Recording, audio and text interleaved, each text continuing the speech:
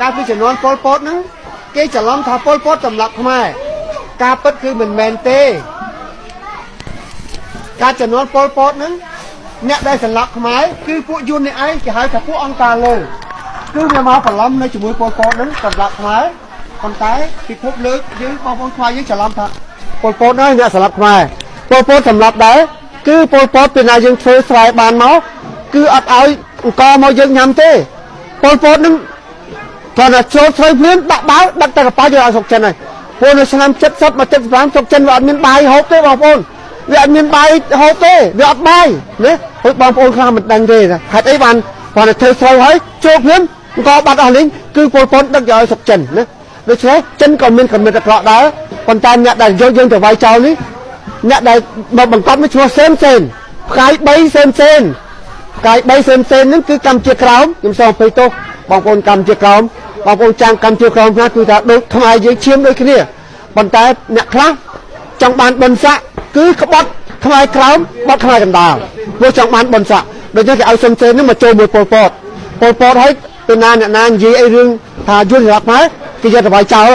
ដែលចំនួនពលថាយកទៅវាយចោលហ្នឹងគឺពួកអរិញ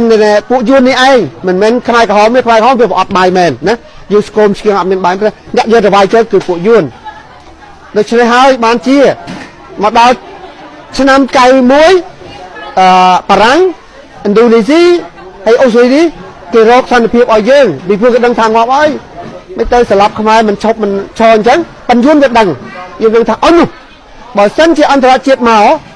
អង្គការសហជាតិនេះវាមានអន្តៈនឹងគេថា United Nations Transitional Authority of Cambodia ថាអូបើពួកអន្តៈនឹងមកគេដឹងថាអង្គការលើគឺអញយួនហើយដោយសារយើងត្រូវឆ្លៀនពៀនទៅស្រុកខ្មែរមុនចឹងបាន7មករាវាចូលមកមុនអន្តៈមានតបានមកណាដល់ពេលចូលមកហើយពិភពលោកថាយួនរឿងអីណែទៅឆ្លៀនពៀនស្រុកខ្មែរអញ្ចឹងឆ្នាំ7មករាឆ្នាំ1979ពេលតែយួនឆ្លៀនពៀនស្រុកខ្មែរចិនគេថាគេជាអ្នកស្រឡាញ់ពលពតហ្នឹងថាហេយួនអីមិនបានឆ្លៀនពៀនពលពតអញ្ចឹងពលពតកូនចៅខ្ញុំគាត់ថាកូនចៅរបស់លោកមែនប៉ុន្តែពលពតហ្នឹងមកវាយពួកខ្ញុំតាមទល់ដែនតាមពិតមិនមែនទេពួកអង្គការលើនឹងឯងពួកសិនសេនឈ្មោះសិនសេនឈ្មោះពួកខាងនេះមានជាស៊ីមហេងសំរិនហ៊ុនសែននេះគឺពួកធ្វើការយួនតាំងពីដើមមកណាដល់ពលវាទៅពួកនេះចាយកខ្មែរទៅវាយចោលអញ្ចឹងវាបញ្ជាប្រាប់ថាឥឡូវបងប្អូនយើងពលពតឈ្មោះតាមុកគាត់ឈ្មោះតាមុកជាគ្រូបង្រៀនណាគ្រូបង្រៀនអក្សរ